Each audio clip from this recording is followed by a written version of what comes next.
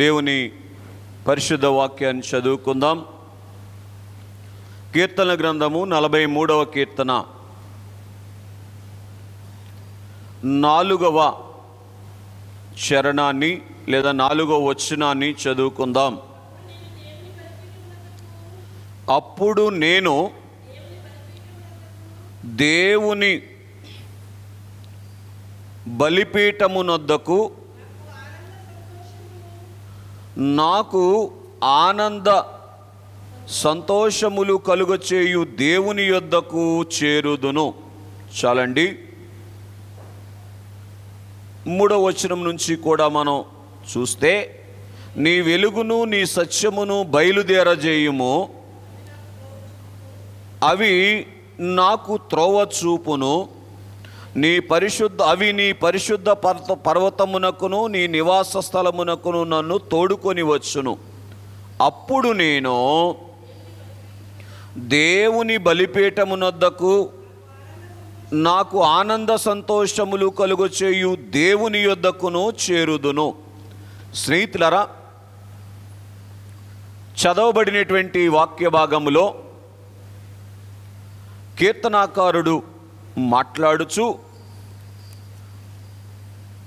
చక్కని సంగతులు తెలియచేస్తూ ఉన్నారు.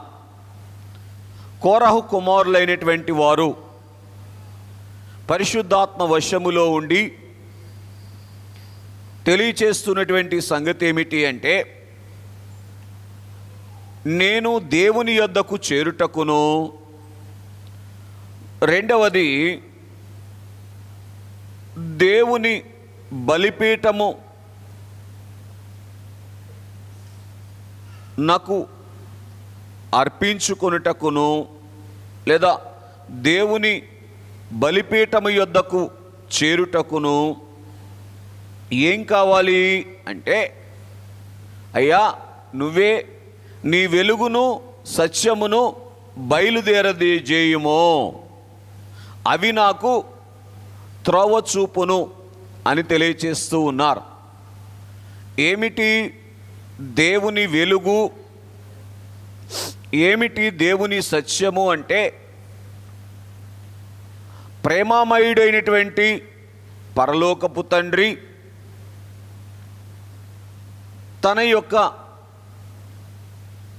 ప్రేమపుత్రుడైనటువంటి పెండ్లి కుమారుని యొక్క ఎముకలలో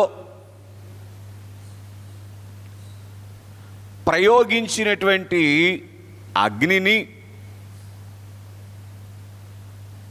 చూస్తూ తండ్రిని ప్రేమించటమే చూడవలసినటువంటి వెలుగు. ఏమిటి సత్యము అని అంటే, పరలోకపు తండ్రి పెళ్లి కుమారుని ఎముకలలోనికి ప్రయోగించినటువంటి అగ్నిని పెళ్లి కుమారుడు తన ఎముకలలో కాపాడుకుంటూ కాల్చబడుతూ నిరంతరము మనము దేవుని బలిపీఠమునొద్దకు చేరుటకును, ఆనంద సంతోషములు కలుగచేయు దేవుని యొద్దకు చేరుటకును చేస్తూ ఉన్నటువంటి యజ్ఞమును గ్రహించి, ఆ యజ్ఞమును నిత్యము నిదానించి చూస్తూ ఆ యజ్ఞము యొక్క అనుభవములోనికి మనము రావటమే సత్యాన్ని గ్రహించటం. ఏమి గ్రహించటం? సత్యాన్ని గ్రహించటం.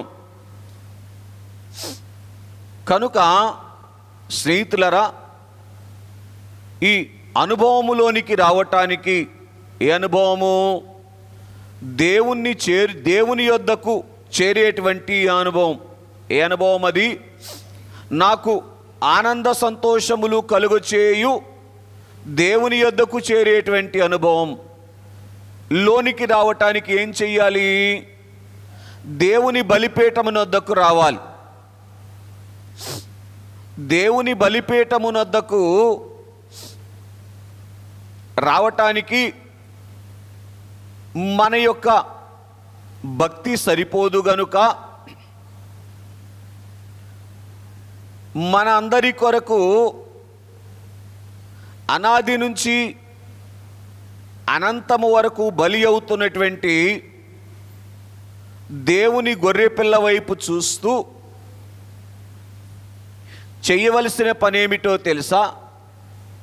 అదే కీర్తనల గ్రంథము 44వ కీర్తన 23వ వచనాన్ని చదువుకుందాం, 22వ వచనాన్ని చదువుకుందాం. నిన్ను బట్టి దినమెల్లా మేము వధించబడుచున్నాము, వధకు సిద్ధమైనటువంటి గొర్రెలమని మేము ఎంచబడుచున్నాము. చాలండి, ఈ అనుభవములోనికి రావాలి. ఈ అనుభవములోనికి దినమెల్లా వధించబడేటువంటి అనుభవములోనికి, వధకు సిద్ధమైనటువంటి గొర్రెల వంటి అనుభవములోనికి రావాలి. దీని కొరకు ఏం చెయ్యాలి అని మనం ఆలోచన చేస్తే, అనాది నుంచి నేటి వరకు, నేటి నుంచి అనంతము వరకు దివారాత్రములు వధించబడుతూ ఉన్నటువంటి దేవుని గొర్రె పిల్ల వైపు నిదానించి చూసినటువంటి అనుభవములోనికి రావాలి. మళ్ళీ జ్ఞాపకం చేస్తున్నా, బలిపీఠము మీద అర్పణ అర్పించాలి అంటే ఏం కావాలి చెప్పగలరా? మనము అర్పించేటువంటి అర్పణ దేవుడు అంగీకరించాలి అంటే ఏం కావాలో తెలుసా? ముందుగా మన యొక్క అంతరంగమును దేవునికి అర్పించినటువంటి అనుభవములోనికి రావాలి. బాగా వినండి. గత మాసంలో మీరు విన్నారు, అర్పణ గొప్పదా సమర్పణ గొప్పదా అనేటువంటి సంగతి. కనుక కొద్దిగా మనం పరిశీలన చేస్తే, సమర్పణ లేనటువంటి అర్పణ తండ్రి చేత అంగీకరించబడదు గనుక ఇప్పుడు ఏం చేయాలి? సమర్పణ అనుభవములోనికి రావాలి. ఇట్లా చూడండి, ఈ సమర్పణ అనుభవము చేతిదా మనసుదా? ఈ సమర్పణ అనుభవం చేతిదా మనసుదా? మనసుది. కనుక స్నేహితులారా గమనించండి, పరిసయ్యులు తెచ్చారు, బేదరాలు తెచ్చింది కదా. కానీ ఆలోచన చేయటానికి ప్రయత్నం చేయండి, దేవుని మెప్పు పొందినటువంటి అర్పణ ఏది? అలాగే దేవుని యొద్దకు ఎందరో త్రోసుకొని రాబడవచ్చును. ఎలాగా? త్రోసికొని రాబడవచ్చును. దేని చేత త్రోసుకొని రాబడతాం? ఒకటి పరిశుద్ధాత్మ చేత త్రోసుకొని రాబడతాం. పరిశుద్ధాత్ముడు త్రోసుకొని రావటానికి ప్రయత్నం చేసినా ఏం చేసే అవకాశం ఉంటుంది? చదవండి, తెస్సలోనికీయులకు రాసినటువంటి మొదటి పత్రిక 5వ అధ్యాయం 19వ వచనములో పరిశుద్ధాత్మను ఆర్పివేయటానికి అవకాశం ఉంటుంది. చాలు. పరిశుద్ధాత్మను పరిశుద్ధాత్ముడు బలవంతుడా, మనం బలవంతులమా? పరిశుద్ధాత్ముడే బలవంతుడు. కానీ దైవజనులు చెప్పిన మాట బలవంతం చేసే దేవుడు కాదు. ఏం చేసే దేవుడు కాదు? బలవంతం చేసేటువంటి దేవుడు కాదు. గనుక ఎందుకు బలవంతం చేయటం లేదు? ఆదిలోనే ఏమిచ్చారు? తండ్రి గారు స్వతంత్రాన్ని ఇచ్చారు. కనుక స్వతంత్రం ఇచ్చినటువంటి మానవుణ్ణి బలవంతము చేస్తే దేవుని యొక్క న్యాయ లక్షణము ఒప్పుకొనదు. గనుక పరిశుద్ధాత్మ తండ్రి ప్రేరేపిస్తాడు, త్రోసుకొని రావటానికి ప్రయాసపడతారు. ఆ సందర్భములో ఆర్పివేసే అవకాశం ఉంటుంది. ఎఫెసీలకు రాసిన పత్రిక 4వ అధ్యాయము 30వ వచనం ప్రకారము పరిశుద్ధాత్మ తండ్రిని దుఃఖపరచటానికి కూడా అవకాశం ఉంటుంది. ఈరోజు నాకు కుదరదులే, ప్రస్తుతానికి నాకు సాధ్యపడదులే, ఈ యవ్వన ప్రాయము, ఈ కౌమార దశ దాటిపోయిన తర్వాత అప్పుడు చూసుకుంటానులే అని ఏం చేయటానికి అవకాశం ఉంటుంది? పరిశుద్ధాత్మ తండ్రిని ఆర్పివేయటానికి, దుఃఖపరచటానికి కూడా అవకాశం ఉంటుంది.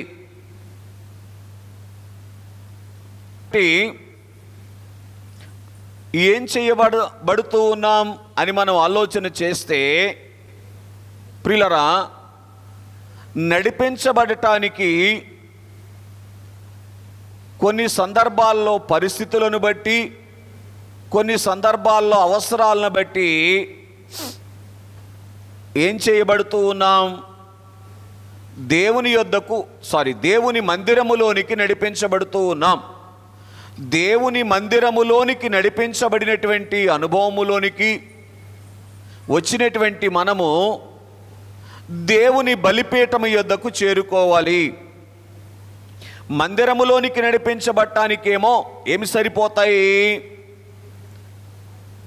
కష్టాలు, అవసరాలు సరిపోతాయి. వీటిని బట్టేనా ఆరంభములో దేవుని మందిరానికి వచ్చేది? లేదు, పరిశుద్ధాత్మ తండ్రి గారి యొక్క నడిపింపుని బట్టా. మీరేం మాట్లాడటంలా, ఎట్లా వచ్చామో కూడా బోధపడని పరిస్థితి. అందుకే దైవజనులు పాడారు, బాధలందున బోధ చేయుచు నాదుడు నీ నాదుడగుచుండు. బాధ వచ్చినప్పుడు ఆ బోధలో పరిశుద్ధాత్మ తండ్రి బోధ చేసి, అయ్యా నీ బాధ తీర్చటానికి దేవుడు సిద్ధముగా ఉన్నారు గనుక నీవు దేవుని మందిరములోనికి రమ్మని ఏం చేస్తున్నారు? ఆయన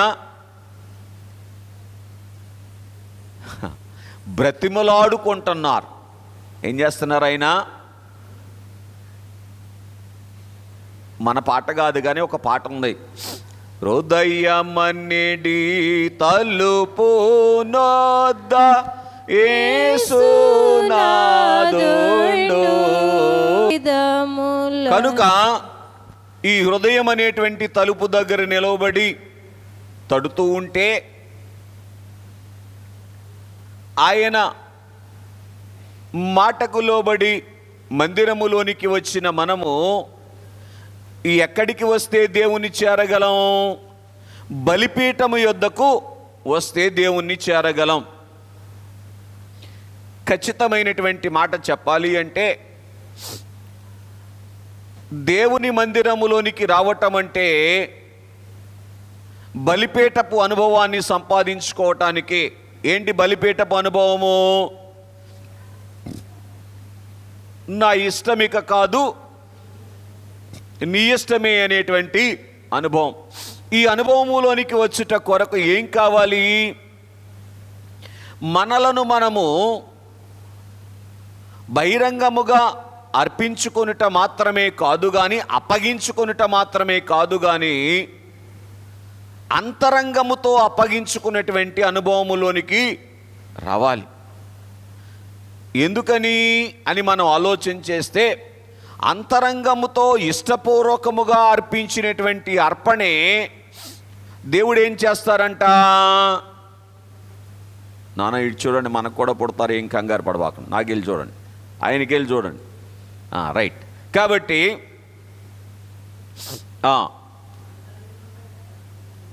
కొంచెం నన్ను కెలికారంటే వాక్యం అయి అంతరంగములో సమర్పణంతో కూడినటువంటి అర్పణే అంగీకరించబడుతుంది అని మనం హేబేలు దగ్గర చూస్తూ ఉన్నప్పుడు, పిల్లరా ఎందుకు ఇటు చూడండి, అంతరంగాన్ని అర్పించడం కష్టమా, బహిరంగాన్ని అర్పించడం కష్టమా? బహిరంగాన్ని ఎట్లో కట్ట తీసుకొచ్చి ఇందులో పడేస్తాం, ఇందులో ఈ 4 గోడల మధ్యలో. కానీ ఇందులో ఉన్నదో అంత తేలిగ్గా వశపడద్దా? ఏంటి కారణం? అంటే ఈ ఏదెను తోటలో అపవాది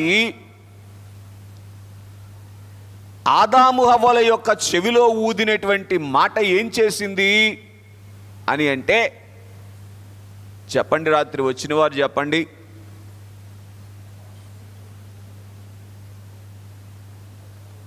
ఎట్లాగ మరి ఏం చేసింది అని అంటే, పరిపూర్ణముగా ఆ రోజు ఆదాము హవ్వల యొక్క వారి సంతతిలో నుంచి వచ్చినటువంటి మన యొక్క అంతరంగాన్ని వశపరుచుకున్నది. ఎలాగైతే తండ్రి జీవాత్మ ఊదితే జీవించే ప్రాణులమయ్యామో, అపవాది తన యొక్క ఆత్మను ఊదితే ఏమైపోయామంటే మరణించే మనుషులమయ్యాం. ఏమైపోయాం చెప్పండి నానా? ఎక్కించుకోండి వాక్యం ప్లీజ్, వినండి, కొద్దిగా మనసు పెట్టండి దయచేసి. అనాలోచనగా ఉండకండి. అన్ని సందర్భాల్లో అన్నీ దొరకవు. సమయము సంకుచితముగా ఉన్నది గనుక ఏమండి, వచ్చుచున్నవాడు ఆలస్యము చేయకుండా వస్తూ ఉన్నాడు గనుక ఏం చేయాలి? ఏ క్షణానికి ఆ క్షణమే శుద్ధి చేసుకొని సిద్ధపడినటువంటి అనుభవంలోనికి రావాలి. కనుక ఏదెను తోటలో అపవాది చెవులో ఊదినటువంటి ఆ యొక్క మాట నాసికారంధ్రముల్లో దేవుడు ఊదినటువంటి జీవాత్మను కాస్త మరణించేటువంటి ఆత్మగా, అంటే మరణములోనికి తీసుకొని వెళ్ళేటువంటి ఆత్మ. మరణంలోనికి తీసుకొని వెళ్ళే ఆత్మ అంటే అర్థం ఏంటి? తీర్పులోనికి తీసుకొని వెళ్ళి నరకాగ్నిలోనికి తీసుకొని వెళ్ళేటువంటి ఆత్మగా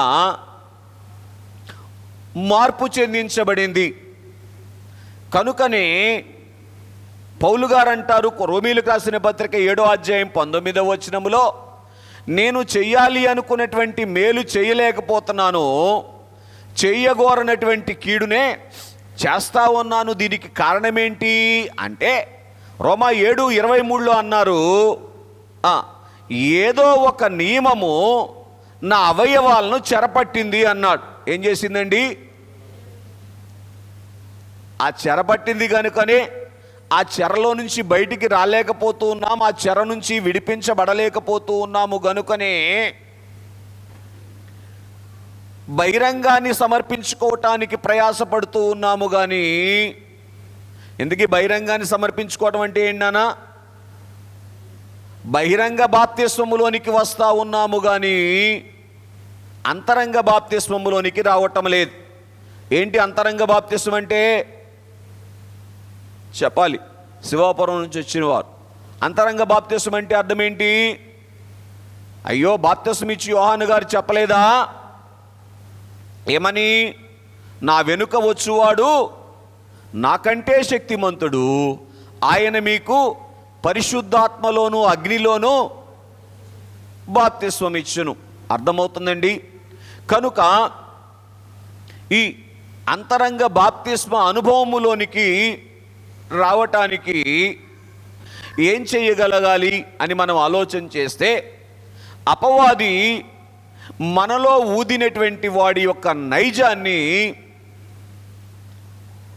దినమెల్లా వధిస్తూ ఉండాలి. ఏం చేస్తూ ఉండాలి? దేన్ని వధిస్తూ ఉండాలి? దినమెల్లా చెప్పాలి. అపవాది మనలో ఊదినటువంటి నైజాన్ని దినమెల్లా వధిస్తూ ఉండాలి.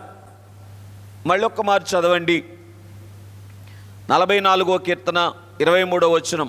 నిన్ను బట్టి దినమెల్లా వధించబడుచు ఉన్నాము, వధకు సిద్ధమైనటువంటి గొర్రెల వలె ఉన్నాం.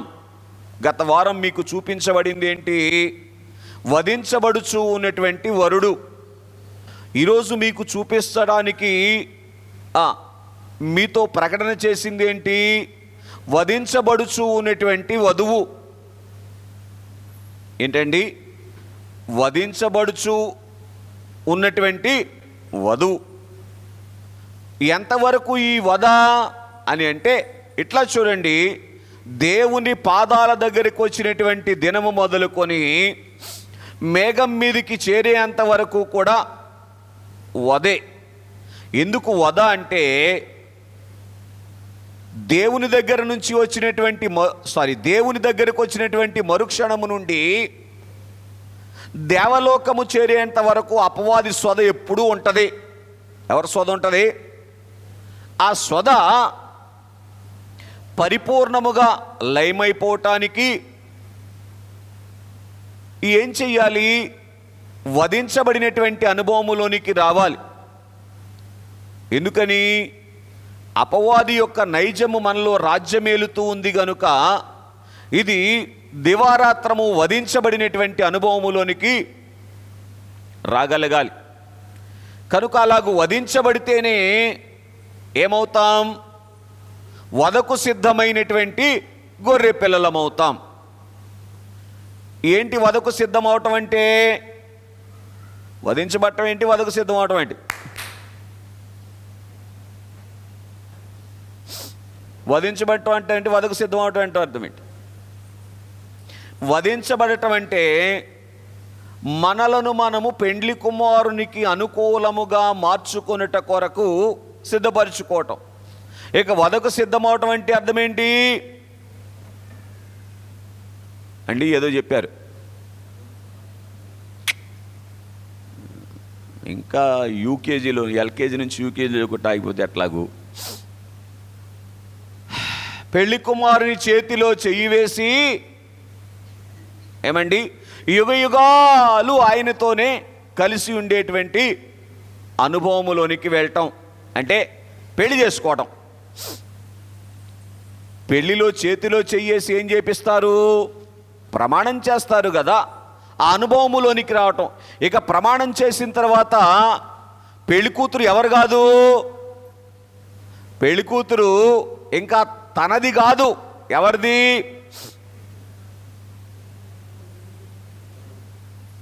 పెళ్లి కొడుకుదే కదా. అవునా కాదా? కనుక ఏమండి, అబ్రహాము గారు ముందు వచ్చారా మోరియా కొండ మీదకి? దేవుడు ముందు వచ్చారా అంటే ఏమండి ఏదో చెప్పారు.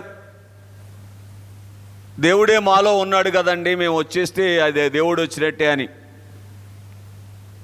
మరి అప్పుడప్పుడు ఎక్కడికి వెళ్తుంది? బడి వదిలిపెట్టి, గుడి వదిలిపెట్టి ఎవరు తీసుకెళ్తున్నారు? అవునా? చాలా జాగ్రత్త. అందుకే పరిశుద్ధాత్మ తండ్రి వైపు నిదానించి చూస్తే ఆయన ఏ సందర్భములో మన విషయములో దుఃఖపడుతున్నారు, ఏ సందర్భములో మన విషయంలో సంతోషిస్తూ ఉన్నారు అనేటువంటిది గ్రాహ్యంలోనికి వస్తుంది. కాబట్టి ఏంటి వధించబడుచు ఉన్నటువంటి గొర్రెపిల్ల అనుభవం అంటే ఇక యుగయుగాలు ఆయన చేతిలో చెయ్యి వేసి ఆ చెయ్యి విడవక ఆయనతో కలిసి ప్రయాణం చేసేటువంటి అనుభవమే. ఈ అనుభవంలోకి ఎప్పుడు వస్తామని విన్నాం? వధించబడుచు ఉన్నటువంటి అనుభవములోనికి వస్తే మళ్ళీ చదువు నా వచనం. రైట్. వధించబడుచు ఉన్నటువంటి అనుభవములోనికి వస్తే వధకు సిద్ధమైపోతాం. ఇక నీవే నా ప్రియుడవు, నీవే నా ప్రియుడవు అని ఒక భక్తుడు పాడుకున్నట్లుగా మన జనకులు ఏం పాడారు? అంతకంటే ఒక అడుగు ముందుకేసి, యేసు తప్ప బ్రతుకునందు నాకు ఎవరు కావాలి. ఇది ఏ అనుభవం? వదకు సిద్ధమైనటువంటి అనుభవం. సిద్ధపడుచు ఉన్న అనుభవమా, సిద్ధమైన అనుభవమా? అవునా? ప్రధానమైన తర్వాత ఫుల్ రైట్ వస్తుందా? పెళ్లిలో మంగళసూత్రం కట్టిన తర్వాత ఫుల్ రైట్ వస్తుందా? అందుకే నేనేమన్నానంటే, బహిరంగ బాప్తిసం వరుసలో నుంచి అంతరంగ బాప్తిసం వరుసలోనికి రావలసినటువంటి వారముగా ఉన్నాం. దాని కొరకు ఏం చెయ్యాలి అంటే, పెళ్లి కుమారుడు ఎలాగైతే దినమెల్లా వధించబడుచు ఉన్నటువంటి వారుగా ఉన్నారో, మనమేం చెయ్యాలి? వధించబడుచు ఉన్న అనుభవములోనే ఉండాలా? వధించబడిన అనుభవములోనికి రావాలా? చెప్పునానా? Very good. వధించబడినటువంటి అనుభవములోనికి రావాలి. మరేంటి? ఆయన వధించబడుచు ఉన్నారు. ఎందుకు ఇంకా చెప్పండి అమ్మా? ఎందుకు అంటే, ఇంకా పుట్టినటువంటి వారిలో, పుట్టబోయే వారిలో ఆయన సరసకు చేరవలసిన వారు ఇంకా ఉన్నారు కనుక ఆయన ఇంకా వధించబడుతున్నారు. ఇక మనము ఏ స్థాయిలోనికి వచ్చేయాలి? మన మట్టుకైతే వధించబడినటువంటి అనుభవం. ఏ విషయంలో వధించబడిన అనుభవం? వధించబడిన అనుభవంలో రమ్మన్నారు కదా అని చెప్పేసి ఉత్సవారం ఆదివారం కత్తి తీసుకొని వచ్చి ఆ పనిగా చేశారు. ఇట్లరా అపవాది యొక్క ఉనికి మనలో కనబడకుండా వధించబడినటువంటి అనుభవములోనికి రాగలగాలి. అప్పుడేమని పాడతాం? దైవజనులు పాడారు, చక్కని చరణం ఉంది. లోకమును దానిలోని సమస్తమైన ఆశలు, లోకమును సమస్తమైన ఆశలు నాకు వాదు యేసే చాలు, సాతానా నా వెనుక సరిపోట్ల. మరి ఎట్లా అట్లా తిప్పలబడు కనుక మా అమ్మాయి ఏమో ఏసీ కొంటాను అంది, అదేదో చర్చిలో కొంటానంటే ఊమనేవ్వండి కదండి. చర్చిలో కొనాలంటే ఎన్ని కావాలి? 6 డజన్ కావాలి. ఇటు 4 అటుకు 4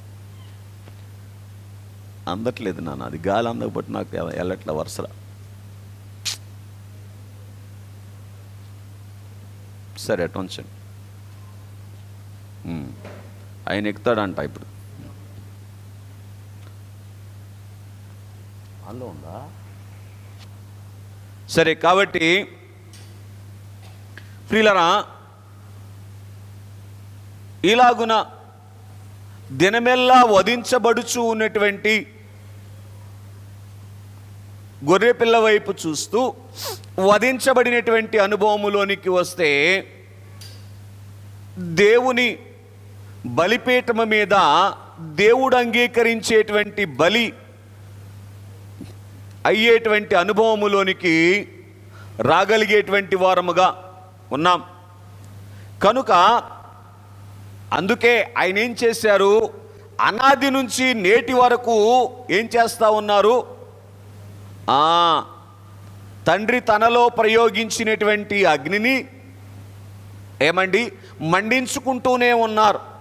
ఏ రెప్పపాటు సమయము నేను కానీ మీరు కానీ చూసినప్పుడు ఆ అగ్ని కనబడక, ఇక దహించబడవలసినటువంటి అవసరం నాకు లేదు అనేటువంటి స్థితిలోనికి వస్తామేమో అనే ఉద్దేశంతో.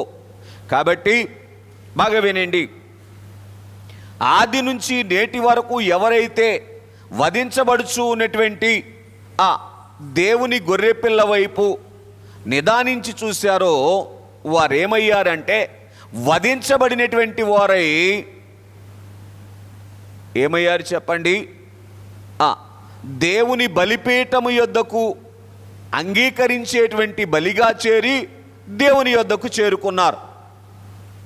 అర్థమవుతుందండి? దేవుని బలిపీఠము మీద దేవుడు అంగీకరించేటువంటి బలి అంటే అర్థం ఏంటంటే మనలను దేవుడు తాను సిద్ధపరిచినటువంటి నూతన యెరూషలేము అనేటువంటి పరిశుద్ధ పట్టణములోనికి చేర్చుకోవటం. అదే దేవుడు అంగీకరించేటువంటి బలిగా ఉండేటువంటి స్థితి. దేవుడు అంగీకరించే రీతిగా పూర్తి చేయండి. చెప్పునానా, మనలను మనము అప్పగించుకునేటువంటి అనుభవములోనికి రావటం. దీని కొరకు లోకరీతిని, శరీర రీతిని, వధించబడినటువంటి అనుభవములోనికి రావాలి. కారణమేంటో ముందే చెప్పాను. అపవాది తన నైజాన్ని మనలో ప్రవేశపెట్టాడు గనుక ఈ నైజం ఏం చేస్తుంది? శరీరాన్ని కాపాడుకొనుట కొరకు దేవునికి అంగీకారముగా ఉండేటువంటి స్థితిలో ఉండకుండా చేస్తుంది. లోకాన్ని మెప్పించుట కొరకు దేవుని యొద్దకు చేరే రీతిగా దేవుని యొద్దకు రాకుండా చేస్తుంది. ఎలాగండి? దేవుని యొద్దకు చేరే రీతిగా దేవుని యొద్దకు అంటే మందిరములోనికి రాకుండా చేస్తుంది. కనుక ఈ విషయాల్లో ఏం చేయబడాలి? వధించబడినటువంటి అనుభవంలోనికి రావాలి. మళ్ళీ చెప్తున్నాను, వధించబడిన అనుభవమా, వధించబడుచు ఉన్న అనుభవమా? రైట్. వధించబడిన అనుభవం అంటే ఇంకా స్వస్యాల అనుభవమే. వధించబడినటువంటి అనుభవం అంటే పూర్తి చేయండి, మహిమశాల అనుభవం. ఎక్కడుంది మహిమశాల? నూతన యెరూషలేము అనేటువంటి. కాబట్టి పరిశుద్ధ పట్టణం. ఈ రీతిన ఎందరైతే ఆ బలిపశువు వైపు చూస్తూ ఉన్నారో వారు వధకు అప్పగించుకున్నారు. చాలా విషయాలు ఉన్నాయి. పరిశుద్ధ గ్రంథములో నుంచి కొందరి భక్తుల్ని మీకు పరిచయం చేస్తాను. మొట్టమొదటిగా ఆదికాండ గ్రంథము 12వ అధ్యాయము 4వ వచనాన్ని మనం చదివితే, యెహోవా అతనితో చెప్పిన ప్రకారము అబ్రహాము వెళ్ళెను. ఇదే అబ్రహాము యొక్క వధ. ఇక్కడ ఇంకో మాట చెప్తాను, వినండి. వధించబడుచు ఉన్నటువంటి యేసుక్రీస్తు ప్రభువారు ఎలాగైతే వరుడయ్యారో వధించబడినటువంటి సంఘము వధువు అవుతుంది. ఎవరు వధువు అయ్యేది? వధించబడినటువంటి సంఘము వధువు భాగ్యాన్ని అందుకోగలుగుతుంది. గ్రహించటానికి ప్రయత్నం చేయండి. పరిశుద్ధాత్మ తండ్రి మనకు సహాయం చేయునుగాక. అందుకే ప్రకటన గ్రంథం 5వ అధ్యాయంలో ఒక మాట రాయబడి ఉంటుంది, వధించబడినట్లుండిన గొర్రెపిల్ల నిలిచి ఉండుట చూచితిని. వధించబడినట్లు ఉండటం ఏంటి? నిలిచి ఉండటం ఏమిటి? లోకము దృష్టిలో, అపవాది దృష్టిలోనేమో వధించబడినటువంటి అనుభవం, లోకానికేమో వశమైపోయిన అనుభవం, అపవాది చేతిలోనేమో ఓడిపోయినటువంటి అనుభవం లాగా కనబడుతుంది. కానీ పరలోకపు దృష్టిలో నిలిచి ఉన్నటువంటి అనుభవం, ఇది ఎవరి అనుభవం? వరుడైనటువంటి దేవుని గొర్రెపిల్లైన యేసు ప్రభు వారి యొక్క అనుభవం. ఈ అనుభవములోనికి మనము రాగలిగితే, ఎవరు రాగలిగితే వారే పూర్తి చేయండి వధకు సిద్ధమైనటువంటి గొర్రెల వరుసలో కనబడతారు. కాబట్టి అబ్రహాము గారు ఒకప్పుడు ఏ స్థితిలో ఉన్నాడు అని అంటే, దేవుని వాక్యానికి వ్యతిరేకమైనటువంటి స్థితిలో ఉన్నాడు. ఏంటి వాక్యానికి వ్యతిరేకమైన స్థితి అండి?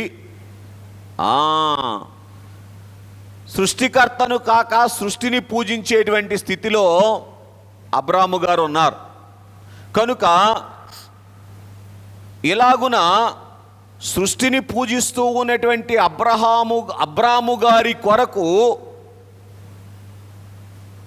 దేవుని గొర్రెపిల్లైనటువంటి యేసుక్రీస్తు ప్రభువారు వధవటాన్ని అబ్రాము గారు నిదానించి చూశారు. ఎట్లా వదయ్యారో చెప్పండి. ఎట్లా చూడండి, ఆయన మాటను కాదని సృష్టిని పూజించేటువంటి అనుభవములోనికి వెళ్ళినటువంటి అబ్రాము గారి దగ్గరికి వచ్చి అబ్రామా అని ప్రేమగా పిలవటం, దాన్ని ఏమని చెప్పుకోవచ్చు మనం? వదవటం కాదా? ఏమండి, మనకిష్టం లేని వారితో కనీసం మాటన్నా మాట్లాడటానికి ఇష్టపడతామా? చూసారా? కనుక దేవుని యందు ప్రియ స్నేహితులారా, ఇష్టం లేని వారితో మాటైనా మాట్లాడటానికి ఇష్టపడకపోతే వధ చేస్తూ ఉన్నటువంటి వానితో ఏం చేస్తున్నాడు అబ్రాము గారు? అయ్యో, అబ్రాము గారు దేవుని ఏం చేస్తున్నాడు? అప్పటికి వధ చేస్తూ ఉన్నాడు, బల్లెముతో పొడుస్తూ ఉన్నాడు. ఏమండి, నిలువెల్లా గాయాలు చేస్తూ ఉన్నాడు. దేన్ని బట్టి? సృష్టికర్త స్థానములో సృష్టిని పూజ చేయటాన్ని బట్టి. అటువంటి అబ్రాము గారి దగ్గరికి దేవుడు వచ్చి అబ్రామా అని పిలవటం దేవునికి ఏంటి చెప్పండి? వధ కాదా? అదే ప్రేమలో నుంచి ఏమొచ్చింది? వధ వచ్చింది. అర్థమైంది. కనుక అయ్యో, ఇంతగా నా పెళ్లి కుమారుడు నా కొరకు వధవచ్చు ఉన్నారు గనుక నేను కూడా వధించబడినటువంటి అనుభవములోనికి వస్తేనే ఆయన ప్రేమ భాగ్యమైనటువంటి నూతన యెరూషలేమును లేదా మోక్షలోక భాగ్యాన్ని సంపాదించుకుంటాను అనేటువంటి అనుభవములోనికి వచ్చి అబ్రాము గారు ఏం చేశారండి? యెహోవా అతనితో చెప్పిన ప్రకారము వెళ్ళారు. ఇది అబ్రాము గారికి వదేనా కాదా? 75 సంవత్సరాలు దేన్ని వెంబడిస్తా ఉన్నాడో, 75 సంవత్సరాలుగా ఎవరిని ప్రేమిస్తూ ఉన్నాడో, ఏమండి, ఎవరిని పూజిస్తూ ఉన్నాడో, ఎవరిని వెంబడిస్తూ ఉన్నాడో వారందరినీ ఒక రెప్పపాటు సమయంలో విడిచిపెట్టడం ఏమంటారు? దాన్ని వధ. అర్థమవుతుందండి?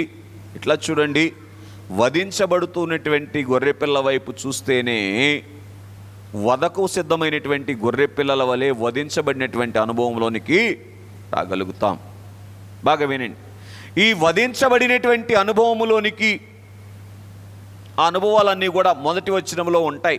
ఇక అది వివరించను కానీ పిల్లరా, వచ్చినటువంటి అబ్రాము గారు, వధించబడినటువంటి అబ్రాము గారు వధువయ్యారు.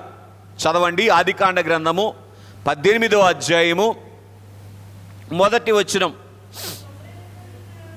అమ్మా, మమ్రే దగ్గరనున్న సింధూర వనములో అబ్రహాము గారు ఈ ఎండవేళ గుడారము ద్వారము దగ్గర కూర్చొని ఉంటే పెళ్లి కుమారుడు ఏం చేశాడు? వెతుక్కుంటూ వచ్చాడు. ఎట్లా చెప్తాను, ఎట్లా చూడండి. ఎప్పుడైతే వధించబడినటువంటి అనుభవములోనికి వచ్చాడో, తన పాత స్థితిని, అపవాది తనలో పెట్టినటువంటి స్థితి అంతటినీ కూడా వధించిన అనుభవములోనికి వచ్చారో, ఇప్పుడు ఏం జరిగింది? పెళ్లి కొడుకు ఎవరిని ఎత్తుకుంటూ వస్తాడండి? పెళ్లి కూతురునా, పెళ్లి కూతురు ఇంటినా? పెళ్లి కూతురు ఎవరిని పెళ్లి కొడుకు ఎవరిని ఎత్తుకుంటూ వస్తారు? పెళ్లి కూతురునా, పెళ్లి కూతురు నగలనా? నేనేం చెప్పబోతున్నానో మీకు బోధపడి ఉండాలి. దేవుని యందు ప్రియ స్నేహితులారా, గమనించండి. ఇట్లా చూడండి మరంట, ఇటు చూడండి, అదేదో ఊర్లో ఓ పెళ్లి కూతురు ఉందంట. ఆ పెళ్లి కూతురు ఓ పెళ్లి కొడుక్కి ఉత్తరం రాసింది. ఏమంటే, నాకు లక్షల కోట్ల రూపాయలు ఆస్తుంది. ఎంత ఉంది? లక్షల కోట్ల రూపాయలు ఆస్తుంది. అదంతా నీకు ఇస్తాను, నువ్వు నన్ను పెళ్లి చేసుకో, కానీ నన్ను మాత్రం నీకు ఇవ్వను అందంట. పెళ్లి చేసుకుంటాడా ఏ పెళ్లి కొడుకైనా? ఈ పెళ్లి కొడుకులు చేసుకుంటారులే, కావాల్సిందేంటి అదేగా, అవునా? కానీ చేసుకున్న అది పెళ్ళి అవుద్దా అంటే పెళ్లి ద్వారా కలగవలసినటువంటి భాగ్యం వస్తుందా? అర్థమవుతుందండి. అందుకే నేనేమంటానంటే, మన బహిరంగమును దేవునికి అప్పగించినటువంటి వరుసలో నుంచి అంతరంగమును దేవునికి అప్పగించినటువంటి వరుసలోనికి వస్తే వధించబడినటువంటి వారి వరుసలోనికి వస్తాం. బోధపడుతుందో లేదో నాకు తెలియదు, కొద్దిగా మనసు పెట్టాలి, తప్పదు. కనుక ఈ అంతరంగాన్ని అప్పగించడం ఏంటంటే మనలను మనమే ఇచ్చివేసుకోవటం. పిల్లరా, అలాగున అబ్రాహాము గారు ఏమండి అంతగా ఇక దేవుని చిత్తాన్ని మాత్రమే జరిగిస్తూ వచ్చినటువంటి అనుభవములోనికి 12వ అధ్యాయం దగ్గర నుంచి దేవుని చిత్తాన్ని మాత్రమే జరిగించినటువంటి అనుభవాన్ని 12వ అధ్యాయం దగ్గర నుంచి 18వ అధ్యాయం దాకా జరిగిస్తూ వస్తే అప్పుడు నీవే నా పెళ్లి కూతురు అని గుడారములో ఉన్నటువంటి అబ్రాము గారిని దేవుడు ఎత్తుకుంటూ వచ్చారు. వచ్చినటువంటి దేవునికి ఏమండి వేయటానికి పెద్ద సింహాసనం ఏమైనా ఉందా? లేదు. అయినప్పటికీ కూడా పెళ్లి కుమార్తె యొక్క హృదయమే పెళ్లి కుమారునికి సింహాసనము. ఏమన్నాడు అబ్రాము గారు? అయ్యా, కాళ్ళు కడుక్కో, చెట్టు కింద అలసట తీర్చుకో, భోజనం పెడతాను తిను అన్నాడా లేదా? ఏమన్నాడు? అంత గొప్ప సింహాసనం మీద ఉండే నన్ను ఈ జయమంటావా అన్నాడా? ఏంటి సంగతి? ఏం చూస్తున్నారు దేవుడు? వధించబడినటువంటి స్థితిని. కనుక పెళ్లి కుమార్తె రూపు అబ్రాము గారికి వచ్చింది కనుక ఎవరు కావాలి దేవునికి? పెళ్లి కుమార్తె కావాలి, అబ్రహాము గారే కావాలి. కానీ అబ్రహాము గారి యొక్క సౌదాలతో పని ఉన్నదా? కనుక దేవుని పిల్లరా, అందుకే 18వ అధ్యాయము అంతా మీరు వివరంగా చదివితే అంత గొప్ప సంభాషణ బైబిల్లో ఎక్కడా లేదు. దేవునికి మానవునికి జరిగిన అంత గొప్ప సంభాషణ బైబిల్లో ఇంకెక్కడా కనబడదు. కనుక ఇలాగున అబ్రహాము గారు వధించబడినటువంటి అనుభవము ఆయన ఎక్కడ తీసుకొని వెళ్ళింది? వధువు స్థితిలోనికి తీసుకొని వెళ్ళింది. కనుక 18వ అధ్యాయం 17వ వచనములో దేవుడు అంటారు, నేను చేయబోయు కార్యము అబ్రాముకు దాచెదనా. అర్థమవుతుందండి? వరుడు వధువు దగ్గర దాస్తాడేమో కానీ భర్త భార్య దగ్గర దాస్తదా? భార్య దగ్గర భర్త దాస్తాడా? అర్థమవుతుందా? ఎందుకు? ఈ వధించబడిన అనుభవములో ఏ స్థాయిలోనికి వచ్చాడు అబ్రాము గారు? వరుడు ఏ మనస్సులో ఉన్నాడో అదే మనస్సులోనికి వచ్చేసాడు. అంటే వరుడు దేన్ని వధించాడో, వరుడు దేన్ని వధించాడు సిలువ మీద? చెప్పునానా, సాతాన్ను సిలువ మీద వధించారు. అదే అనుభవంలోనికి అబ్రాము గారు వచ్చేసారు. ఏమైపోయింది? చెట్టు కింద పెళ్ళి అయిపోయింది. ఇలా పెళ్ళి కావాలంటే లక్షలు కావాల్సి వస్తుంది, అవునా? స్నేహితులారా గమనించండి. రెండవదిగా మనం చూస్తే ఆదికాండ గ్రంథం 24వ అధ్యాయము 63వ వచనం, అక్కడ ఇస్సాకు యొక్క బలిని మనం చూస్తున్నాం. దానికన్నా ముందు 22వ అధ్యాయంలో ఉంటుంది, కానీ కొంచెం దాటేసి ముందుకెళ్తాను. పిల్లరా 23వ అధ్యాయం 24వ అధ్యాయము 63వ వచనములో ఉన్న సంగతి ఏంటంటే, ఇటు చూడండి, ఇస్సాకు గారు పొలములో ధ్యానింప వెళ్ళారంట. ఇటు చూడండి, అప్పటికి ఇంట్లో పరిస్థితి ఏంటి, ఒంట్లో పరిస్థితి ఏంటి? కన్న తల్లి అయినటువంటి శారా 23వ అధ్యాయంలో చనిపోయింది కదా. తండ్రి దుఃఖపడుతున్నాడు. తర్వాత శరీరం ఘోషిస్తుంది, ఎప్పుడు పెళ్లి చేసుకుంటావు అని, అవునా? వీటన్నిటినీ కూడా వధ చేసేసాడు. వెళ్ళి ఎక్కడ కూర్చున్నాడు? దేవుని పాదాల దగ్గర కూర్చున్నాడు. అదే ఏం చెప్పండి, వధించబడినటువంటి అనుభవం. కనుక దైవజనులు పాడుతూ ఏమన్నారు? బహుశా 42వ కీర్తనలో, చేసి కొనరాదు అంటూ కష్టము వాచిన గాని, నాశము వాచిన గాని, ఇష్టము లేకపోని, భ్రష్టుడవైనను గాని, స్రష్టననుట మేలు. కనుక స్రష్టననుట మేల, అది నీ దృష్టి కన వీలా అన్నారు. చూసారా, ఇదేమిటి? ఇదే వధించబడినటువంటి అనుభవం. ఇంట్లో పరిస్థితి ఎలాగ ఉంది, కుటుంబంలో పరిస్థితి ఎలాగ ఉంది, తండ్రి పరిస్థితి ఎలాగ ఉంది. ఏమండి ఎన్ని సంవత్సరాలు కష్టపడి ఆ తల్లి అయినటువంటి శారా ఏమండి ఆ కుమారుణ్ణి ఆ రీతిగా తీసుకొని వచ్చిందో. ఏమండి ఇవన్నీ కూడా ఏం చేశాడు? పక్కన పెట్టేసేసి దేవుని పాదాల మీద పడిపోయాడంటే అదే వధించబడిన అనుభవం. ఈ వధించబడినటువంటి అనుభవమే వధువుగా సిద్ధపరిచింది. మీరు చదవగలిగితే 26వ అధ్యాయం 28వ వచనములో ఉంటుంది, యెహోవా నీకు తోడయ్యుండుటమేమో చూచితిమి. అర్థమైందండి? వధించబడినటువంటి అనుభవమే ఏమిచ్చింది చెప్పండి? వధువు భాగ్యం ఇచ్చింది. ఇస్సాకుకి ఎవరు తోడై ఉన్నారంట? పెళ్లి కుమారుడైనటువంటి ప్రభు తోడై ఉన్నారు. అలాగే ఆదికాండ గ్రంథం 32వ అధ్యాయం 25వ వచనములో ఈ యాకోబు యొక్క వధను మనం చూస్తాం. కనుక ఎలాగున యాకోబు తన ఎదుట ఏం కనబడతా ఉంది? ఏశావు తనను వధించటానికి వచ్చేటువంటి పరిస్థితి కనబడతా ఉంది. తన వెనకేం కనబడతా ఉంది? ఇంచుమించుగా 20 సంవత్సరాలు తన మామ తన్ను మోసం చేసినటువంటి పరిస్థితి. అంటే ఇటు చూడండి, అక్కడ ఉండలేని పరిస్థితి, ఇక్కడికి వెళ్ళలేని పరిస్థితి. అవునా?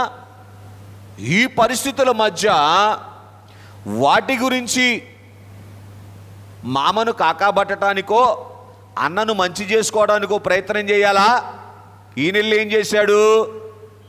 అవన్నీ నాకు అనవసరమయ్యా, ఇదిగో నేను నీ పాదాల మీద పడ్డాను అని ఏం చేశాడు అంటే మానవ మనస్సును వధ చేసుకోవటం అన్నమాట. మానవ మనసు ఏమంటది? ఏమయ్యా 20 ఏళ్ళు పోషించాడు మీ మామ, ఎట్లో గట్ట కాస్త మంచి చేసుకొని ఏదో మసిబూసి మారేడుగాయ చేసి ఏదో తిప్పలు పడవచ్చుగా, ఎందుకు వచ్చింది ఈ బాధ అని అందా మనసు. అలాగనే ఎంతైనా నీ అన్నే కదా, కాళ్ళ ఏళ్ళ పడితే కనికరించకపోతాడా, ఇలా ప్రయత్నం చేసుకో అని అందా మనసు. దీన్ని వధ చేయటమే అంటే తన సొంత ప్రయత్నము చేసేటువంటి స్థితిలో నుంచి ఇక దేవునికి అప్పగించుకునేటువంటి అనుభవం. విన్నానా? దేవునికి అదే వధ. నువ్వేం చేస్తావో నాకు తెలియదు, నన్నేం చేస్తావో పూర్తి చేయండి, నాకున్న వాళ్ళని ఏం చేస్తావో నాకు తెలియదు అనండి ఒకసారి. అంటావా? అమ్మో నన్ను నేనే కాపాడుకోవాలి, నాకున్న వాళ్ళు కూడా. ఏంటిది? బలిపీఠం మీదకి చేరుకోలేనటువంటి అనుభవం. కనుక స్నేహితులారా గమనించండి, ఇలాగున యాకోబు వధ అయినటువంటి వాడుగా ఉన్నాడు. తొడగూడు వసిలిపోతూ ఉన్నప్పటికీ కూడా నీ ఇష్టం, నువ్వు నా కొరకు అనాది నుంచి ఇప్పుడు వరకు వధ అయిపోతా ఉంటే నువ్వు ఒక దెబ్బ కొడితే నేను బళ్ళేనా ఏంటి అనండోసారి. శరీరానికి చీమంత కష్టం వస్తేనే ఈ దేవుడు ఏం దేవుడు అనవా? ఊరి నాయనో, యాకోబు అంటాడు, అసలు నువ్వేం చేస్తావో నాకు తెలియదు. తొడగూడు వసిలేటట్టు కొడతావో ప్రాణమే తీసేస్తావో నాకు అనవసరం. నన్ను నేను నీకు అప్పగించేసుకున్నాను, నన్ను నేను నీకు బలిగా ఇచ్చేసాను, నీ ఇష్టం. చూసారా, ఇదే ఈ అనుభవం, వధించబడినటువంటి అనుభవం. ఎంత గొప్ప వధువుగా ఈ అనుభవం తీసుకొని వెళ్ళింది అని మనం ఆలోచన చేస్తే, ఆదికాండ గ్రంథము 47వ అధ్యాయం 10వ వచనములో రాజులను దీవించేటువంటి స్థాయిలోనికి తీసుకొని వెళ్ళింది. ఎవరినంట? రాజులను దీవించే స్థితి ఎవరిది? దేవునిది కదా. కనుక దేవుని పెళ్లి కుమార్తె వరుసలోనికి వచ్చారు కనుక దీవించేటువంటి భాగ్యాన్ని సంపాదించుకున్నారు. ఎవరైనా? యాకోబు గారు. ఎందుకని? వధించబడ్డారు గనుక వధవుచు ఉన్నటువంటి గొర్రెపిల్లకు భార్య అయ్యారు గనుక వధించబడుచు దీవించుచు ఉన్నటువంటి పెళ్లి కుమారుని యొక్క వరుసలోనికి వచ్చేసారు. ఏం చేస్తూ? వధించబడుతూ దీవించుతూ ఉన్నటువంటి పెళ్లి కుమారుని యొక్క వరుసలోనికి వచ్చారు. రైట్. ఆదికాండ గ్రంథం 37వ అధ్యాయం 13వ వచనములో యోసేపు యొక్క వధను మనం చూస్తాం. ఎవరి వధ చెప్పండి? ఏ అన్నలైతే తనను అసహించుకుంటున్నారో, చంపాలనుకుంటున్నారో ఆ అన్నల దగ్గరికి వెళ్ళి వాళ్ళ క్షేమ సమాచారం అడిగిరా అని చెప్పారు. ఎవరో? తండ్రి అయినటువంటి యాకోబు గారు కదా. తెలీదా? వెళ్తే ఏం చేస్తారో వాళ్ళు యోసేపుని? ఏమన్నాడు? ఓకే, అదే బలి, అదే వధ అయినటువంటి అనుభవం. ఏ అనుభవం చెప్పండి? వధ. దేవుడు నాకు అనుగ్రహించినటువంటి ఈ పరిస్థితి గుండా నేను వెళతాను. అర్థమవుతుందండి? ఇలాగున వధవటానికి ఇష్టమై వధైనటువంటి ఇక యోసేపు గారి యొక్క ప్రయాణం అంతా కూడా వధగానే సాగింది. చరిత్ర అంతా మీకు తెలుసు. కాబట్టి 45వ అధ్యాయం 5వ వచనములో వధలోని వధువు రూపు కనబడుతుంది. ఏంటి అంటే, ఇదిగో మీ ప్రాణాలను రక్షించటానికి దేవుడు నన్ను ఇక్కడికి పంపించాడు అన్నాడు. ఎవరైనా? యోసేపు గారు. ఇశ్రాయేలీల ప్రాణాలను రక్షించేటువంటి ఆ బాధ్యత ఎవరిది? దేవునిది కదా. ఇప్పుడు దేవుడు తన బాధ్యతను యోసేపు గారికి అప్పగించాడు అంటే యోసేపు గారిని దేవుడు ఏ స్థాయిలో చూశారు చెప్పాలి మీరు? అయ్యో, భార్య స్థాయిలో చూశారు. ఏ స్థాయిలో చూశారు చెప్పండి? కనుక ఆలోచన చేయటానికి ప్రయత్నం చేయండి. కొంచెం ధ్యాన వర్తమానాలు మీరు మనసు పెట్టకపోతే నిద్ర వచ్చి అని వాటేసుకుంటుంది. అవునా? మరి తప్పదు, కొద్ది కష్టపడాలి. ఎంతకాలం కథలు చెప్పుకుంటాం కథలో అది. కనుక దేవుని యందు ప్రియ స్నేహితులారా గమనించండి, ఈ రీతిగా వధించబడినటువంటి, ఇది చూడండి, అబ్రాహాముకి ఎంతకాలం వధ? 75 సంవత్సరాల వయసు నుంచి. అంటే ఎప్పటి నుంచి వధ? దేవుణ్ణి ఎరిగిన దగ్గర నుంచి వధే. మనకు కూడా ఎప్పటి నుంచి ఉండాలి వధ? ఎప్పుడు దాకా ఉండాలి వధ? మేఘమెక్కేదాకా వధ ఉండాలి. కావాలనుకున్న ధైర్యం కూర్చే చూపించండి. 1 2 3. ఇంక వదొద్దనుకున్న వాళ్ళు ఎక్కడెందుకు వెళ్ళిపోండి. ఇక మరి సిలుగురు దేశం పంపించేనా? అయ్యయ్యో, స్నేహితులారా గమనించండి, వదలేనిదే ఏమి లేదని వింటున్నాం మనం, వధువు భాగ్యం లేదు. రైట్. కాబట్టి దేవుణ్ణి ఎరిగినటువంటి క్షణము నుంచి దేవలోకము చేరేంత వరకు కూడా నిరంతరము వధించబడినటువంటి అనుభవమే. రైట్. అలాగే నిర్గమాకాండ గ్రంథం 3వ అధ్యాయం 3వ వచనములో మోషే గారు వధించబడుతున్నటువంటి గొర్రెపిల్లను చూశారు. ఎక్కడ? మండుచూ ఉన్నటువంటి పొదలో ఇశ్రాయేలీల కొరకు మండిపోతూ, అంటే మండిపోవటం అంటే అర్థం ఏంటంటే కాల్చివేయబడుతూ ఉన్నటువంటి ఎవరిని చూశారు? దేవుని గొర్రెపిల్లను చూశారు. కనుక మోషే గారు ఏం చేశారు? వధైపోయాడు దేవునికి. 4వ అధ్యాయంలో, సరే 3వ అధ్యాయంలో ఏదో సొద చెప్పాడు కానీ 4వ అధ్యాయంలో పద అన్నాడు అంతే. అవునా? అక్కడ వధలోనికి వచ్చినటువంటి మోషే గారు 40 సంవత్సరాల ప్రయాణంలో, ఇప్పుడు ఆ తర్వాత ఎన్ని సంవత్సరాల జీవితకాలం మోషే గారికి? అంతకుముందు జీవితకాలం ఎలాగ ఉంది? యువరాజు అనుభవం. ఆ తరువాత పూర్తి చేయండి, కుటుంబ అనుభవం, కుటుంబ సౌఖ్య అనుభవం, ఇవన్నీ పక్కన పెట్టేసేసి వధ అనుభవంలోనికి వచ్చేసాడు. పిల్లరా, వధించబడుతూనే ఉన్నాడు.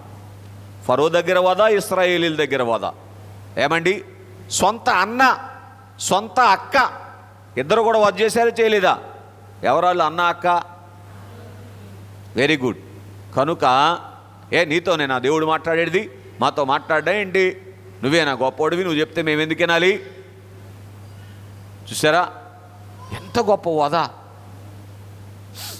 దేవుడు మాట్లాడేటువంటి ఆ స్థితిలోనికి వెళ్ళటానికి ఎంతగా వధయ్యాడు మోషే గారు.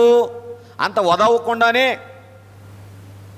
ఏంటి నీ లెక్క ఏంటి అనేటువంటి పరిస్థితిలోనికి వస్తే వాళ్ళని బట్టి మోషే గారికి ఎంత వధ. అవునా కదా? ఏమండి, దేవా నాకు కనబడుము, నాతో మాట్లాడుమని గంటలు గంటలు కనిపెడుతున్న వారులారా, మనోనిదానం ఎంతసేపు కుదురుతుంది? అంటే ఎంత వధ అయితే మనోనిదానం కుదురుద్ది? 40 రోజులు మనోనిదానం చెక్కు చెదరకుండా ఉండాలి అంటే, అవునా స్నేహితులారా గమనించండి. అందుకే అయ్యగారు చెప్పిన మాట, మోషే గారు కొండెక్కక ముందే మోషే గారి బ్రతుకు కొండెక్కింది అన్నారు. దీన్ని నేను ఎట్లాగా అర్థం చేసుకుంటాను? మోషే గారి యొక్క వధించబడినటువంటి స్థితి కొండెక్కేసింది. ఈ స్థితి ఏం వధించబడిన స్థితి? నేను ఎంతటి వాడను అని వధించబడినటువంటి స్థితి. ఎవరో? ఐగుప్తులో సకల విద్యలు కలిగినటువంటి యువరాజుగా ఒకప్పుడు ఉన్నటువంటి ఆయన. ఆ తరువాత ఇశ్రాయేలీలు ఎవరికీ లేనటువంటి భాగ్యము, నేను నీకు తోడై ఉంటాను అని దేవుడు వాగ్దానం చేసినటువంటి ఇన్ని మెట్లుంటే ఏమయ్యాడు మోషే?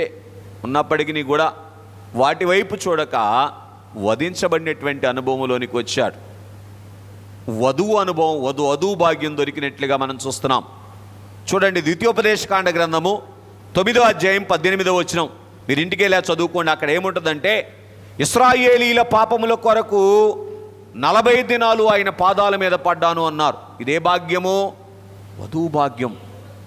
దేవదాసయ్య గారు గ్లోబును కౌగిలించుకొని ప్రపంచములో ఉన్నటువంటి వారందరి కొరకు ఎలాగైతే దేవుని పాదాలు పట్టుకున్నారో, దరా మోషే గారు ఏమండి పూర్తి చేయండి, ఇశ్రాయేలీల కొరకు దేవుని పాదాలు పట్టుకున్నారు. అభ్యంతర పడకపోతే ఒక మాట చెప్తా. ఇప్పుడు మోషే గారి భారం గొప్పదా, దేవదాసయ్య గారి భారం గొప్పదా? మోసే వాళ్ళ మీదే మూత బరువు పెడతారు ఎవరైనా. అవునా? గుడ్డుమోతి గేదె దగ్గర పాలు తెస్తారు ఎవరైనా? చెప్పండి ఒకసారి. అవునా? ఆలోచించేయండి, కొద్దిగా ఆలోచించేయండి. ఆ రీతిగా పెళ్లి కుమారుడు ఎలాగైతే వధవుచున్నారో దైవజనులు అలాగున వధించబడిన అనుభవంలోనికి వచ్చారు. సర్లేండి, ఇక త్వరగా చదివేస్తాను. ఏ రోజుకి ఆ రోజు పాఠం పూర్తి అవ్వట్లా, మరి ఏం చేయను. పోయిన వారం పూర్తి అవ్వాల్సింది ఇది. రూతు గారి యొక్క వధ, రూతు గ్రంథం 1వ అధ్యాయం 16-17 వచనాలు. కనుక ఏంటది? నీ దేవుడే నా దేవుడు. ఎంత వదండి! ఏమండి, పుట్టిన దినం మొదలుకొని యవన ప్రాయములోనికి వచ్చి, ఏమండి, వివాహము వ్యవస్థలోనికి కూడా వచ్చినటువంటి సమయం వరకు వేటిని వెంబడించిందో ఆ మోయాబులో. అవునా? మోయాబులో ఏముంది? సృష్టి పూజ ఉన్నది. అక్కడి నుంచి ఏమన్నది? నీ దేవుడే మా దేవుడు. అంతే. వద కష్టమా తేలిక? చేసిన వాళ్ళకి కదండి తెలిసేదంటారా? కాబట్టి 4వ అధ్యాయం 13వ వచనములో ఏమైపోయింది? వధువు వరుసలోనికి వచ్చింది. కనుక బోయజు యొక్క గర్భములో నుంచి ఒబేదుని కంటే ఒబేదు యెషైని కంటే, యెషై దావీదుని కంటే, దావీదు యేసు ప్రభు వారిని కన్నారు. ఏంటి వధువు అంటే? పెళ్లి కుమారుడైనటువంటి ప్రభు శరీర రీతికి లోకానికి రావటానికి పాలు పంచుకున్నటువంటి వధువు అయిపోయింది. రైట్? అలాగే దావీదు సమూయేలు మొదటి గ్రంథం 16వ అధ్యాయం 13వ వచనములో అభిషేకాన్ని బట్టి ఏమండి వధ అనుభవములోనికి వస్తే, సమూయేలు 2వ గ్రంథం 21వ అధ్యాయం 17వ వచనములో నీవు ఇశ్రాయేలీలకు దీపము వంటి వాడవు అని వధు భాగ్యము లోనికి వచ్చినట్లుగా మనం చూస్తున్నాం. అలాగే రాజుల మొదటి గ్రంథం 19వ అధ్యాయం 4వ వచనములో ఏలియా యొక్క వధ చూస్తాం. ఈ మట్టుకు చాలయ్యా నా ప్రాణము తీసుకో అంటే పిల్లరా వధువు భాగ్యం ఇచ్చారు దేవుడు. రాజుల 2వ గ్రంథము 2వ అధ్యాయం 11వ వచనములో ఆరోహణ భాగ్యం ఇచ్చారు. నెహెమ్యా గ్రంథం 6వ అధ్యాయం 11వ వచనములో నెహెమ్యా యొక్క ఏమండి వధ స్థితిని మనం చూస్తాం. 12వ అధ్యాయం 27వ వచనములో వధువు స్థితిని మనం చూస్తాం. అంటే అన్యరాజుల కాలములో యెరూషలేము యొక్క ప్రాకారములను కట్టి, గుమ్మాలను కట్టి ప్రతిష్ఠించాడు. వధువు భాగ్యం కాదా? రైట్. అలాగే ఎస్తేరు గ్రంథం 4వ అధ్యాయం 16వ వచనములో ఎస్తేరు యొక్క వధను మనం చూస్తాం. పిల్లరా 7వ అధ్యాయం 10వ వచనములో పిల్లరా ఎస్తేరు యొక్క వధువు రూపును మనం చూస్తాం. 8-17లో కూడా అదే విషయం ఉంటుంది. యెహెజ్కేలు గ్రంథము 4వ అధ్యాయము 4-8 వచనాల్లో యెహెజ్కేలు గారి యొక్క వధ ఎంత భయంకరమో తెలుసా? ఇది చూడండి. యూదులైనటువంటి వారు ఎంతకాలం చెరను అనుభవించబోతున్నారో, ఇశ్రాయేలీలు ఎంతకాలం చెరను అనుభవించబోతున్నారో అవన్నీ ఏం చేయాలంట? వాళ్ళకి అర్థమయ్యేటట్టు చూపించాలంటే. ఎవరో యెహెజ్కేలు ఏమైనా తప్పు చేశాడా? చేయలా. ఆయన ప్రవక్తగా ఉంటాను అని వధించబట్టానికి ఇష్టపడ్డాడు. దేవుడేమన్నారు? ఇదిగో ఇశ్రాయేలీలు ఇన్ని సంవత్సరాలు చెరలోనికి వెళుతున్నారు కాబట్టి నువ్వు ఇన్ని సంవత్సరాలు ఒక పక్కే తిరిగి పడుకోవాలని ఏం చేశాడు? దేవుడు కట్టేశాడంట. ఏమండి, నిద్ర మీద అంత ప్రేమ ఉంది కదా మనకి. ఒక నెల రోజులు మంచం దిగొద్దని డాక్టర్ చెప్పాడు అనుకోండి, ఎంత సంతోషం. అవునా? పక్కల నొప్పులు వస్తున్నాయి గారు అనరో. ఏమండి, మరి ఇంచుమించుగా కొన్ని వందల రోజులు ఎవరు చెప్పండి? యెహెజ్కేలు గారు పక్కన ఈ పక్క తిరిగి పడుకోమంటే ఆ పక్కనే, ఇటు మెదలటానికి లేదు, అటు కదలటానికి లేదు. ఎంత గొప్ప వదండి. ఏమండి, మరి ఒక సందర్భంలో 13-15 వచనాల్లో లరా ఇంకా భయంకరమైనటువంటి పరిస్థితి కనబడుతుంది. ఇటు చూడండి, చాలా ముఖ్యమైన మాట. ఆయన అన్నాడు, రొట్టెలు చేసుకొని మనుష్య బలంతో తినన్నాడు. ఏంటంట? మనుష్య బలం అంటే తెలుసుగా, పొద్దున్న లేకగానే ఫస్ట్ చేసే పని అదేగా. ఇదేంటయ్యా మనుష్య బలంతో తింటాం ఏంటయ్యా? నేను పుట్టిన దగ్గర నుంచి అపవిత్రమైంది ఏది కూడా నా నోటికి రానిలేదు కదా అంటే, పోన్లే గోమలంతో తినన్నాడు. గోమలం అంటే ఆవు పేడతో తినన్నాడు. ఏం తప్పు చేశాడండి ప్రవక్త గారు? ఏమైనా తప్పు చేశాడా? దేవుడు చెప్పింది చేస్తాడా చేయడా? అంతే. ఈ తప్పు చేసింది ఎవరు అసలా? ఇశ్రాయేలీలు. ఇటు చూడండి, మీకు మాట చెప్తాను, బాగా వినండి. దేవుడు చెయ్యవద్దు అన్నటువంటిది చేసిన స్థితిని దేవుడు ఎలా చూశాడు ఇప్పుడు చెప్పండి నాకు. ఇప్పుడే చెప్పాలి. మనుష్య మలంతో భోజనం చేసినట్టు చూశాడండి. వామ్మో, ఇంటికి వెళ్ళా చదవండి, లేకపోతే నాకు ఫోన్ చేయండి అన్న చదివి చెప్తా. చదువుకొని రాసుకున్నా అవన్నీ. అర్థమైందండి? మనుష్య మలంతో భోజనం చేసినటువంటి స్థితి అంటే ఏంటది? దేవుడు చేయొద్దు అన్నటువంటిది చేయటం. సరే, వాళ్ళు ఏం చేశారంటే సృష్టి పూజలోనికి వెళ్ళారు, రైట్. అలాగున వధించబడినటువంటి అనుభవంలోనికి వెళ్ళారు కనుక ప్రవక్తలైనటువంటి వారు ఏం చేశారు చెప్పండి? వధువు వరుసలోనికి వచ్చారు. దానియేలు గ్రంథం 3:23 షడ్రక మేషకు అబేద్నెగోలు వధించబడినటువంటి వరుసలోనికి వెళ్ళారు. అక్కడే రాయబడి ఉంటుంది, 4వ వ్యక్తి కనబడుతున్నారు, అదే వధువు వరుసలోనికి రావటం, రైట్. అలాగునే దానియేలు గ్రంథం 6:16 తర్వాత చదువుకోండి. యోనా గ్రంథం 4:4 ఆ తర్వాత 14వదిగా హోషేయ గ్రంథం 1వ అధ్యాయము 2-3 వచనాలు. ఇటు చూడండి, హోషేయ గ్రంథం 1వ అధ్యాయం 2-3 వచనాల్లో దేవుడు ఏమన్నాడు తెలుసా? ఇశ్రాయేలీయులు సృష్టి పూజలోనికి వెళ్ళారు కనుక వాళ్ళ స్థితిని నువ్వు వాళ్ళకి తెలియజేయడానికి, అంటే సృష్టి పూజలోనికి వెళ్ళినటువంటి ఇశ్రాయేలీలను నేను ప్రేమిస్తున్నాను అనే సంగతి నువ్వు వాళ్ళకి చెప్పడానికి ఏం చేయమన్నాడు హోషేయ ప్రవక్తని? వ్యభిచారములో ఉన్నటువంటి స్త్రీని పెళ్లి చేసుకోమన్నాడు. ఎంత వాదండి! ఇంకేమన్నాడు? వ్యభిచారములో కనినటువంటి పిల్లలను నీ పిల్లల్ని చేసుకోమన్నాడు. తేలిక? మరి ఎట్లా చేసే అన్నాడు ఆయన కదా? అది జరిగిన సంగతి. ఇట్లారా, ఆయన అంతగా వధించబడితే నేను ఇశ్రాయేలీలను సరి అయినటువంటి మార్గములో పెట్టడానికి కనీసం ఈ చిన్న వధ వలేనా? ఏ చిన్న వధ? వ్యభిచారములో ఉన్నటువంటి స్త్రీని పెళ్లి చేసుకోవటం, వ్యభిచారములో పుట్టినటువంటి వారిని తన పిల్లలుగా చూసుకోవటం. చూసారా? అంతగా ఈ వధించబడినటువంటి అనుభవంలోనికి ప్రవక్తలు వచ్చారు కనుక వారు వధువు భాగ్యంలోనికి వచ్చారు. ఇర్మియా గ్రంథము 37:26 తర్వాత చదువుకోండి. అలాగే మత్తయి సువార్త 19వ అధ్యాయం 27-28 వచనాలు. అలాగే యోహాను సువార్త 19వ అధ్యాయం 27వ వచనం, ప్రకటన గ్రంథం 4వ అధ్యాయం 1వ వచనం. యోహాను గారి యొక్క వధ ఏం చేసిందంటే ఇక్కడికి ఎక్కిరమ్మను పరలోకానికి ఎక్కించి తీసుకొని వెళ్ళింది. అట్లాగే శిష్యుల యొక్క వధ, సమస్తమును విడిచి నిన్ను వెంబడించామనేటువంటి వధ ఏం చేసింది? పరలోకములో సింహాసనాల మీద కూర్చోబెట్టింది.